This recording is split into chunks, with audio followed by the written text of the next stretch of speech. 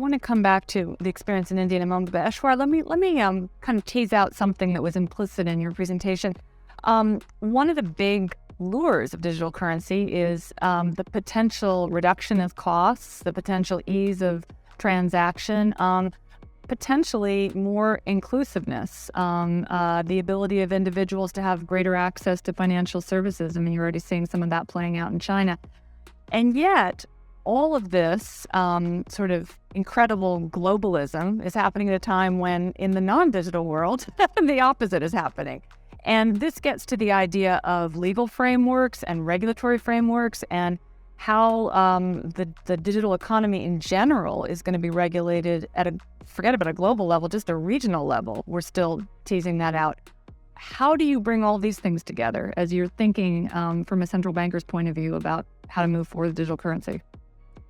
I have little doubt, to be honest, that these gentlemen's august institutions and the Bank of Banks will be in business for hundreds of years to come. The question is what form they will have in the years to come. Certainly there is a lot of hype about how much could be transformed. I don't think, as I mentioned at the end of my remarks, that we're at the threshold of a big revolution, but it's going to be some significant changes in the future. And there are many positives, I think, to be taken from what is happening with digitalization of currencies. It will bring more, activities out of the shadows into the formal part of the financial system. It will give people more access to the financial system. And that, I think, is a really important part if you think not just about financial markets, but about the economy as a whole. One of the reasons why, especially in emerging markets, but in many other countries, we are seeing certain retrograde political forces gaining power is because many people don't feel connected to the economy. And I think connection to the financial system is a very important part of it. If you feel that the reforms in a country are going to benefit the elite who are connected and most of the others are left out, this is, I think, a very important part of that connection.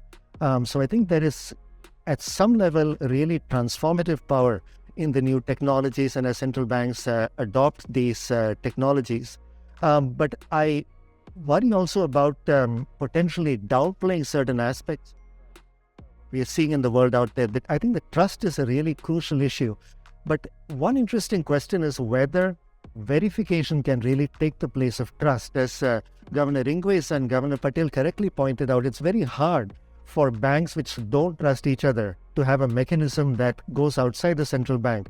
But if you do have, as with the distributed ledger technology, a way of providing verification in a much more obvious way, one can think about central banks, maybe thieves working together, essentially getting together and creating a verification system where they can cross-verify each other. I don't think we're quite there yet. I don't know if there will be still an element of trust that is missing even among these financial institutions, which are, after all, competitors.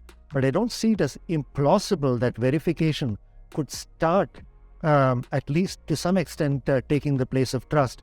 I don't think it will take the place of trust enough to displace fiat currencies. I don't think it will displace something like the dollar as a reserve currency, as a store of value. And given the amount of volatility we see in things like Bitcoin right now, which paradoxically are being used as stores of value, apparently, rather than mediums of exchange, I can still see them beginning to play important roles as mediums of exchange as the technology matures and stabilizes. That's interesting. Governor Patel, you're nodding. Do you agree with this? I do broadly agree with what Ishwar is saying. I think that there will be elements of this which either will come into play or are already in play. I mean, the whole issue of financial inclusion, using the e-payments, etc., that's already happening. So that is in a way more fintech rather than cryptocurrency or a crypto asset. And I would agree with Ishwar on that completely, that is here to stay. And in fact, I think on balance, that is far more positive than negative. Well, and this is an important point. Looking forward, rapid changes are taking place in the global monetary system that may affect the international role of the dollar in the future.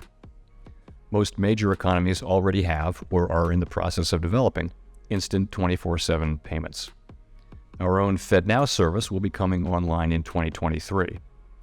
And in light of the tremendous growth in crypto assets and stablecoins, we are examining whether a U.S. central bank digital currency would improve upon what is an already safe and efficient domestic payment system.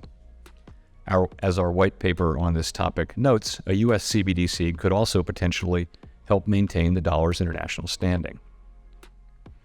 As we consider feedback from the paper, we'll be thinking not just about the current state of the world, but also how the global financial system might evolve over the next 5 to 10 years.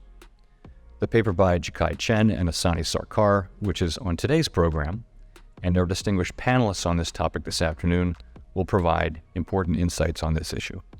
We've been talking about this for ages now, and it's finally about to happen. One of the biggest speculations about why the SEC went after Ripple was because the U.S. is prepping to launch their very own CBDCs, which I find a bit odd. If the government was to work in collaboration with Ripple, they would easily achieve a fully functioning CBDC in less than a month or so. That's how effective Ripple is, and its network will be, if the U.S. considers ever to work alongside them. In hindsight, I still think the U.S. is working with Ripple under the radar. Yep, I said it, but before you take my head off, let's roll that intro, and I'll explain to you why I think so.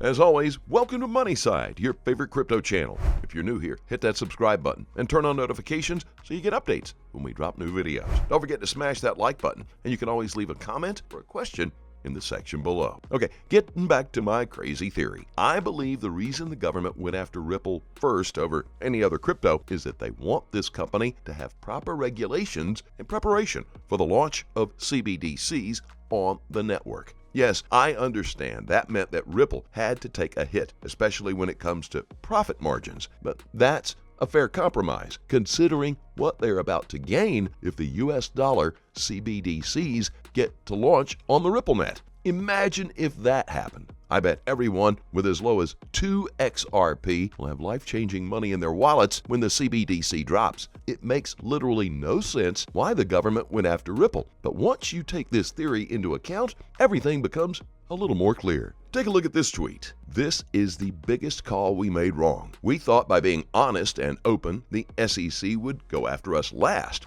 But they actually went after us first because we made it easy. We cannot emphasize enough how important it is to obscure your activity from U.S. regulatory agencies. Like I said before, it doesn't make any sense other than the fact that the SEC wanted Ripple to be the first company to have regulatory clarity. If that's not the case, then someone is pulling the strings to bring this company down by any means necessary. Unfortunately, what they didn't count on is the XRP army and Ripple fighting back for the whole crypto community. Coincidentally, this year is the same year we might actually see the first test run of CBDCs on U.S. soil that we know of. And it's also the same time that the SEC and Ripple could finalize by a settlement. If that's not an indicator to go all in on XRP, I don't know what is. Anyway, Congress is also planning on removing the SEC as a regulator of crypto because we all know they've been doing a crappy job. I think in the crypto area, it is complicated because there are some things that clearly fall within our jurisdiction. There are other things that we probably need to get congressional directive from, and Congress may decide that the SEC is not the right regulator for some or all of crypto, and so that is necessary for us to understand as well. But we could have laid the groundwork, and we could have gone to Congress and said, look, here's what we think we have authority over, here's where we think we need clear authority, more clear authority, or we need additional authority. And we could have done that jointly with the CFTC, which I think would have been particularly productive.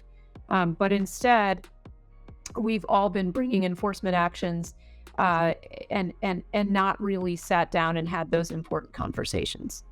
Do you think that this lawsuit was geared toward making Ripple the first company to have crypto regulations? Share your thoughts in the comment section below. As always, please do your own research and always trade safely, guys. Please keep in mind we're not a licensed financial advisor. All the videos on this channel are intended for entertainment purposes only. You can let us know what you think in the comment section below, and let's start a conversation. Thanks as always for watching. Couldn't be here without you. Don't forget to like this video, and please click on that subscribe button. And be sure to turn on notifications, that way you get posted when we put up new content. Look forward to seeing you next time here on Moneyside.